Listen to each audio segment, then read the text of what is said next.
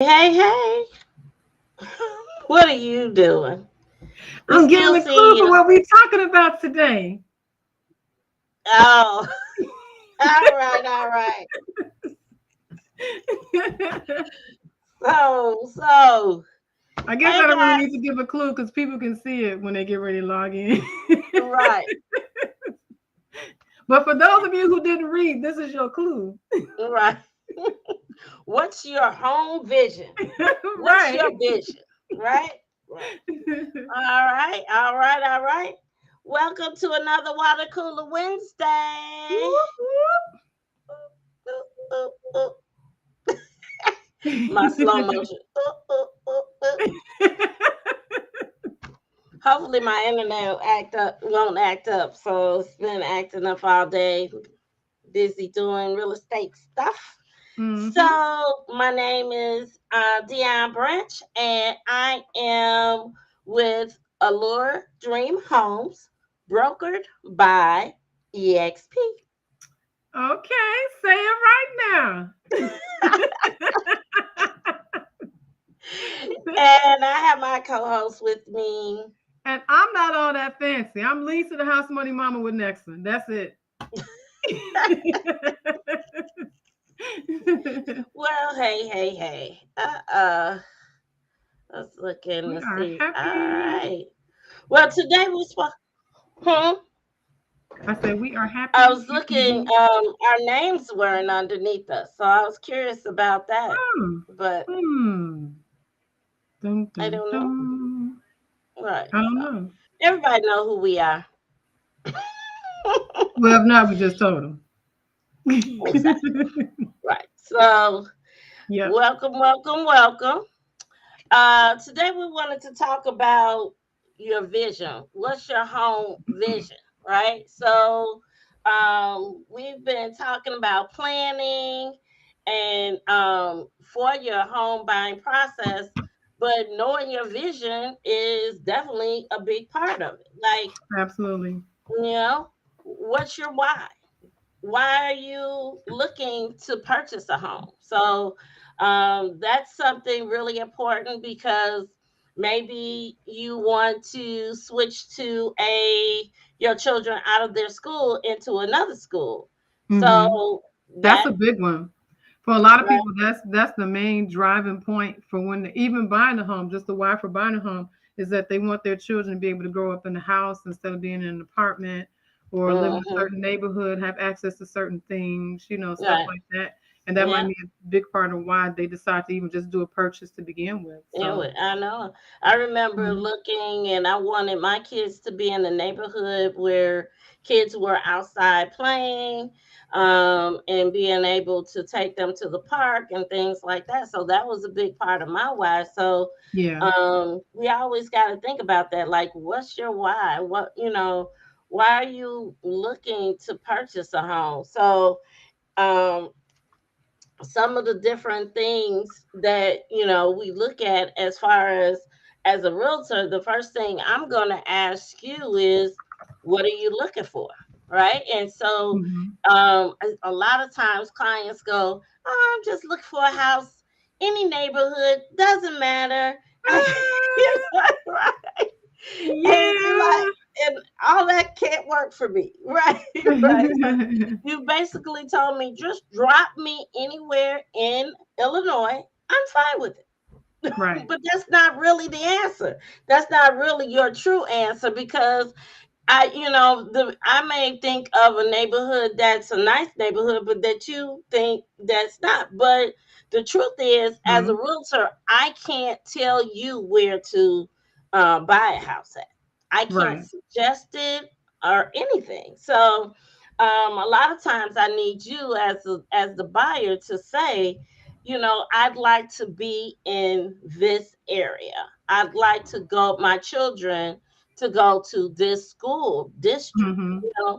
Those are a lot of good points as far as helping me kind of narrow down which areas. In the MLS, I could search by, our example today is school district, right? I could search Yeah. by school district and say, okay, they want to be over here near this school district. So um, I can put that into the MLS, and then that's the homes that we're searching for this week. So, Mm-hmm.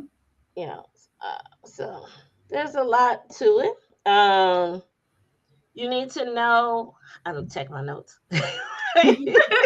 That's okay. You need to Um, know how many bedrooms, how many yep. bathrooms. Yeah, Mm-hmm. I want a 4 bedroom house. That's a little difficult because a lot of homes don't have 4 bedrooms. Mm, So, what do we do? Is that a must? Is that a must have? So then that yeah. also narrow down your search as far as how many Well, homes you can also, get.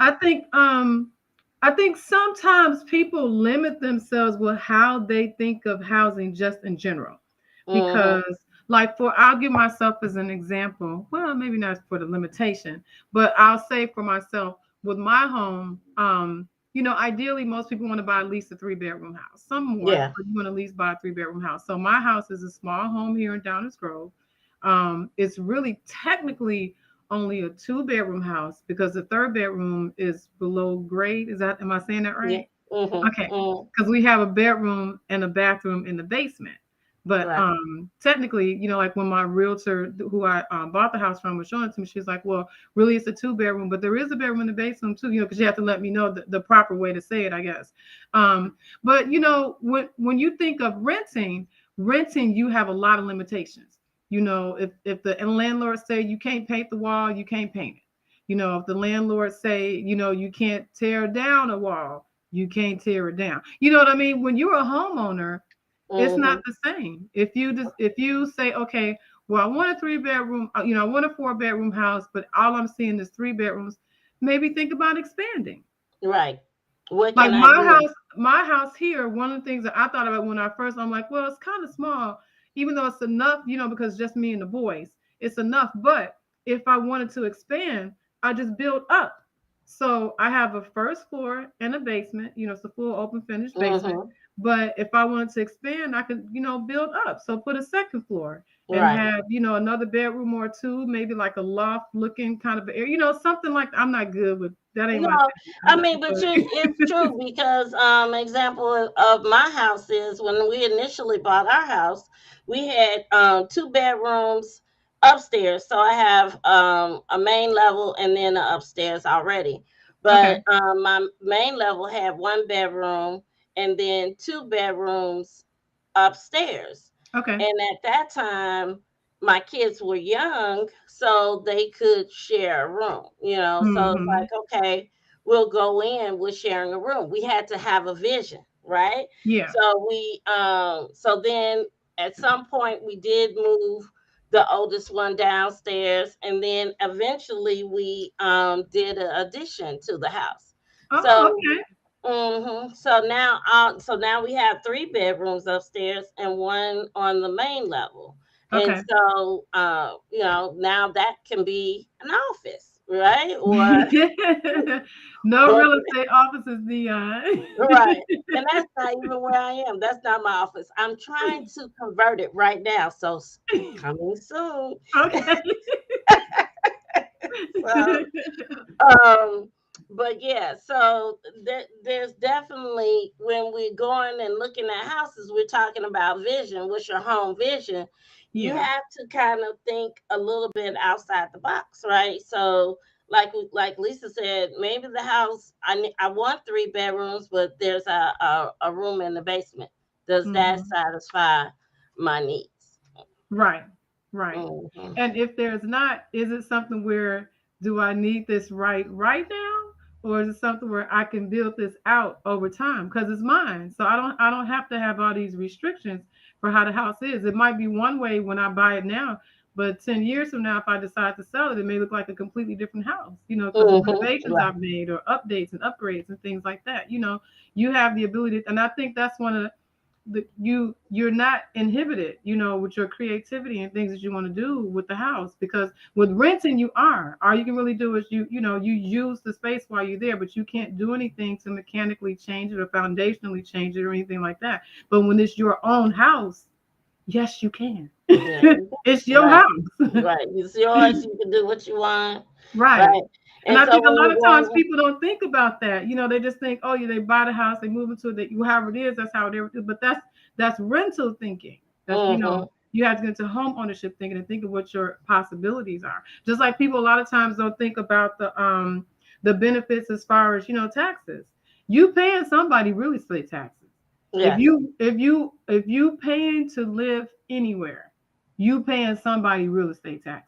yeah, They and might as that's well be your own. right. And I guess that's one thing that I was going to bring up too, that we'll talk about a little later on too, is taxes, right? So Okay. when you're doing your search and understanding the impact of that, but definitely, I think a lot of times when I work with some buyers, they don't. It's hard for them to see beyond what it actually exists, and it depends on the client itself. So but it's always good to try to stretch your vision. Because Yeah. sometimes you might go into a home and the walls are different colors and things like that, and then, oh, I don't want it. It doesn't fit what I want, and so you What? got to kind of look at. You got to look past that and Girl, go paint the walls. paint the walls, right? Right. You didn't want the orange wall, paint it, right? So there's a lot of different, definitely some options that you can do. The other Another thing is neighborhood, right? Yeah. So we kind of talked about neighborhoods, but um you gotta look into those neighborhoods and see where you really want to be. So maybe a lot in Chicago, the neighborhoods change from block to block. So Hmm. you have So to, true. right. So you have to kind of do some work, research ahead of time, right? So that's Yeah. what we're talking about, planning as well as your vision, right? So I want a good neighborhood. That's such a blanket Broad. thing, That's right? Right, that's extremely vague. That's like clear as mud.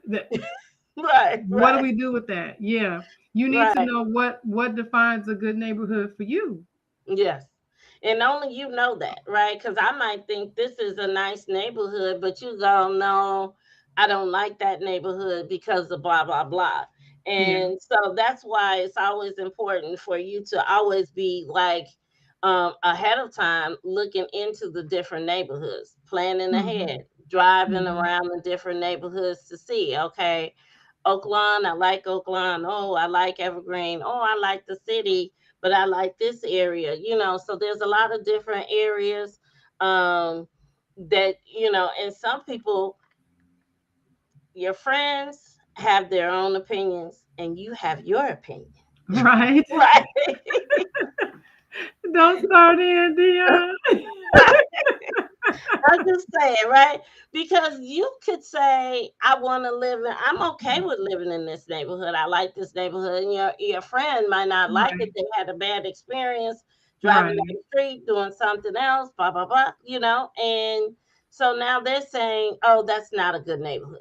It's not a good Hmm. neighborhood. But everybody else loves the neighborhood. So your Yeah. friends could definitely, we always, we're always asking our friends and including our friends, and sometimes in these important decisions, but the decision is yours, right? So Hmm. you need to definitely allow that decision to be made by you and your husband, your family, Right. right? Yeah. And your intimate family, who's going to be at the house with you, instead of including others in your decision. A lot of friends want to be included in your home buying decisions. Right. It's so true. Say it So, again. right. So you got to kind of make sure that you limit that, their input on just even throughout the whole process and stuff. So Yeah. we talked about taxes. So I mentioned taxes. So planning. When we talk about planning with taxes, you, it's good to do your research on taxes in neighborhoods before you start to buy a house. Right. Yeah. So Lisa is going to give you a pre-approval amount, and she's going to have to give you a pre-approval based off of your taxes, Yep. because you might be able to afford $225,000 in a neighborhood that taxes are 4,000 or less. But Mm-hmm. if you're in a neighborhood whose taxes are $5,800 or more, Or right? more. Yep. Right, you know, then Now you're you going might only be able to afford 200,000 or 195. right 195, right. So those are some definitely important things to know, because when you're looking at that neighborhood and those taxes, you got to go, okay, well, I want this $300,000 home in Yeah. this neighborhood who taxes are $10,000. Right. Is that realistic? Yes. Is it realistic, right? So Yeah. and so then, you're searching on these different online apps and stuff. And then Lisa and I had to come in, and you feel like, well, why not? Right. Why not, Lisa? Why can't I get Explain that it, 300? Lucy. Explain it.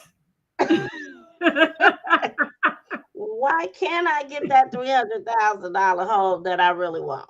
So, Right, because the taxes is 15,000. That's why. right. That right there. That's why. That's why, right.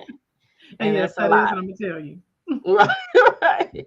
And so then you're looking at different property based off of taxes. So make Hmm. sure you know you're getting ready to purchase a home. These are some of the things that you need to just kind of start to research and plan. And so then when I'm asking the question, where you want to go? Hmm. You're like, okay. Mhm. Right. Yep. So So something I don't know that we really talk the other part about taxes. Taxes your right now with the code for the IRS, taxes are still deductible too. So you yes, keep that in mind as well. There's something that when you file your taxes for the IRS, your income, your income taxes. So that gives you a benefit of being able to have a deduction. And usually those deductions, essentially what they do is they decrease your tax liability. So hmm, like if you were going to owe, maybe you won't owe, or maybe you won't owe as much, something like that kind of thing. So being able to do that actually can help you. yeah, yeah, um, definitely.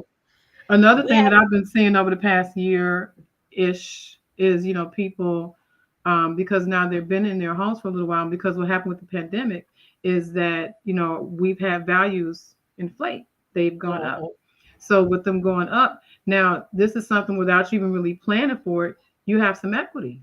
And that's what happens with real estate. Traditionally, that's just the cycle. The way that it happens is that traditionally real estate is going to be an asset that appreciates, which means that it gains value over time. So you may have bought a house 5 years ago, maybe it cost 150,000, but today it may be worth 225 because of how quickly the market has inflated over the past couple of years with the pandemic. So right, now you have, if you bought it for 150, let's just say you still owe 150 and now it's worth, 225. So you actually have $75,000 in equity there. And you won't be able to take all of it out because they want you to leave, a portion in and available.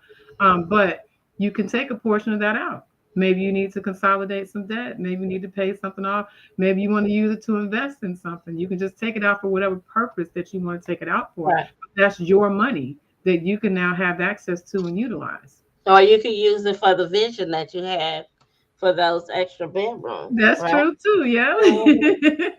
Hey, we have a question. Uh, A formula so it figuring out how says, much is there a tax you can formula for afford. figuring? Yeah. Okay. Go ahead. So, Yeah. right. To be real honest with you, I would leave that one to the lender. So here's the thing. it gets to be a little dicey because it depends on. So if I pre-qualified you already, and I gave you the amount and say this bottom line amount, this is how much you can afford to spend on your mortgage every month, $1,800. That's how much you can afford to spend on your mortgage every month. Now, if 1,300 of that is principal, interest, insurance, and PMI, and the other $500 is taxes, that works. Now let's just say if the principal if the principal and interest and the PMI is 1,400, it comes up to a total of 1,400. Well, now you only have 400 left over to use for taxes. So the way I think of it, the more simplistic way is that you cannot exceed whatever that monthly amount is that your lender has told you, that I have told you, because I'm your lender. Whatever that monthly amount is that I've told you that you cannot exceed. If you use an online calculator, to figure that out, that's probably a way to do it. But to be real honest with you, the safest way, the more sure way is to talk directly with me. And then I can say, okay, yes, this will work. No, this doesn't work. Right. So a lot of times as a realtor, you always want to be close to your lender when you're searching for a home. So sometimes Lisa would get sick of me, but I'll I'll ask before we even go to a house. I'll probably say, Lisa, is this something that we can afford? Yeah. So Yeah. mhm. Yeah, and that way we know that before I take you to the house and you fall in love with it, then we know that it's in your budget, especially Right. when something is very close. Like I don't want to take you out to fall in love with something that you Just figure out it won't work. Yeah. Yeah. Mhm. And another thing is too, sometimes it's good to coordinate with your lender because they may, like, I know one of the things that I'll do a lot of times, if you give me an address, I'm probably going to go to the county site and see what the most recent tax assessment is, so that I'm pretty sure that it's accurate. Because that's another thing, you can't always rely on everything online to be 100% accurate. So Right. in a time when you're close like that, you want to have those numbers as tight and as accurate as possible. Does what include property taxes? I didn't follow that question. Right. Does what include property taxes? So, Yeah, so I'm not sure what she's mhm, asking. mhm. um, but the other thing I was going to say too is that, I know we don't always really think about this. We talked about the equity, we talk about the monetary part, but I think there's another part for, like in addition to the schools that you may want your child to go to or something like that. But home ownership just in and of itself, we don't always get this when we're renting. You become a solid, more stable part of that community. You become a part of the block. Like, this is your block. If you notice, that's why we get people that have like block clubs and things like that. Those people are usually going to be homeowners, and because they have a vested interest in how does my property look. I want my neighborhood to stay nice because I want my values to continue to increase, things like that. And when everybody bands together, that works out really good because it helps all of you. It helps all of us as homeowners to be able to do those kind of things. But also the caveat to that is that you end up building, relationships too. So I am not quite 50, but I'm in my last year of my 40s. So I'll be hitting it real soon. But so one of the things I think about now that I'm a little bit older is that, people start to pass away and things like that. And we don't really want to talk about that, but it's a fact of life, and so you end up having relationships that you built over time because they're your neighbor, because you watch each other's children grow up, because that school that you wanted your kids to go to, they want their kids to go to as well. Now you guys got along, whatever it is, the camaraderie. I mean, that's even something to think about because a lot of times renters are like a revolving door. They come in, they go, they come in, they go, they come in, they go. But Right. homeowners have a tendency to stay at least for a number of years. I think the average amount of years in a home is probably about 7 now, but Mhm. still 7 compared to 1 or 2, that's still a higher degree of stability. Yeah, yeah, very true.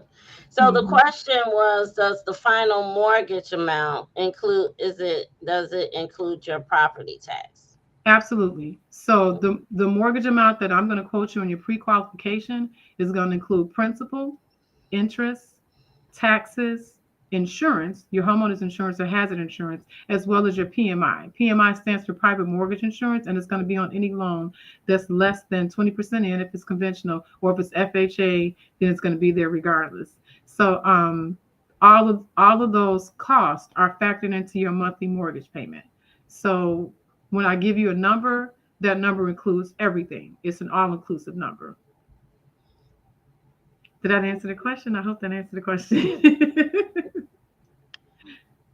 Yeah. Okay. Sorry. So we've covered the property taxes, the what you actually are paying every month, and any final things. I'm looking at the clock right now, and I'm seeing that we kind of winding down. Kind of winding down. Yeah. Yeah. So, is it So, any final things that you would say in regards to that vision of your home? Draw a picture of it. right. I I don't know would what's up. say, I like doing stuff like that for real. Okay, so this is my silly creative side. Okay. But thank you. But like I don't know if people I know people do vision boards.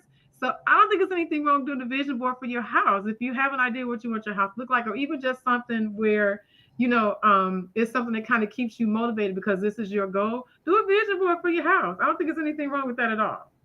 yeah, I agree. I agree. I would say also, I'm not steering you to use any of these other online tools, but to just look out and see what the inventory is. Come to my website, check out my website, look at what inventory is. I think it's always great for you to kind of look at houses to some Yeah. before you really get ready to start, so that you can have an idea. So a lot of times, if you And came to what's your me, site, Dion? What's your site? my my site is DionSalesHomes.com. So Okay. you can always come to my site and look at my site. And I got everybody else's site up there, but I never Yeah, put let's put mine up. yours up there. That's why I said, yeah, what's your site? Right. Mhm. So There we so there go. you go. All right. So DionSalesHomes.com. So you could definitely come check out my website and look at homes beforehand. So then that way you can know. And we'll set some alerts up for you for areas so you can see the Yeah. houses that come on the market. And it's just for you to see at that point. And then when you're ready to really get started, we could move you to another search tool. So it's we definitely have the tools out there so you could be able to find something. But Lisa and I are doing something next week. So we really need to right. So I was trying to show something. Let me see. Ah, well, I was trying to show our flyer, but we but Already? basically we're having a workshop next week, Yep. February 24th at 6 p.m. And we'll put the link up as far as for you guys to register. So you can always come and attend our workshop. It's for 1 hour, and we're going to have some special guests. We're going to have Lisa and myself, of course, Libby Popovich, which is the attorney, Eric Johnson from Goosehead Insurance, and Mhm. Ricardo Williams from Lakeland Title. So we're going to take you through the home buying process, allow you to ask any questions. The panel is open for you. If you have any questions that you want to ask, you'll be able to ask us. And we'll also have a way for you to shoot us some questions ahead of time if you didn't want to ask your questions there online. You can ask Sure. them, and then we can answer them while you're online. So check out my website. You should be able to find the workshop there to be able to register. It's in our Water Cooler Wednesday group, so you can follow us Yay. here, right? And Yep. you can definitely see, come out and register for the workshop. So, Yay. Well, I thought that was good. Yep, I'm looking forward to that. Home all buying right. workshops are the best. Yes, yes. So come on, do it from the comfort of your own home and just enjoy having a conversation with us for an hour. You actually have us one on one, be able to answer It someone. will be rich. A lot of good Mhm. information. We have everybody who's in the field, they've all been doing it. We've all been doing, I should say, for a number of years. I would say we've all been at least 5+ years. Some of us have 10 and 20, Mhm. depending. Mhm. So you're talking about people that have a lot of really good information, experience, and everything to share. So it'll definitely be worth that hour of time. Yeah. So come out and join us for the workshop. We'll see you. Thank you, everybody. Have a good night. Bye.